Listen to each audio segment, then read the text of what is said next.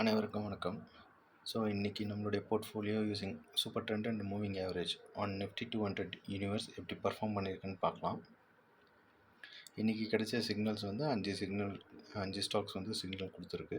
சோலாஃபின், Hindustan petroleum, IOC, NMDC, SRF. So இந்த 5 stocks தான் நம்மளுக்கு சிக்னல் கொடுத்துருக்கு.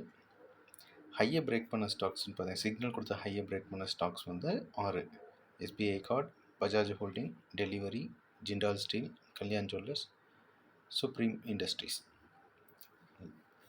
ஸோ இந்த 6 ஸ்டாக்கும் நம்மளுடைய ஹையை பிரேக் பண்ணி ட்ரேட் ஆகிட்டுருக்கு. இது வரைக்கும் எந்த ஸ்டாக்ஸும் நம்மளுடைய சூப்பர் ட்ரெண்டுக்கு கீழே க்ளோஸ் ஆகி எந்த ஸ்டாக்கும் இல்லை. ஸோ அதனால் நோ ஸ்டாப் லாஸ். இது வரைக்கும் ட்ரிகரான ஸ்டாக்ஸ் எல்லாமே ரன்னிங்கில் தான் இருக்குது.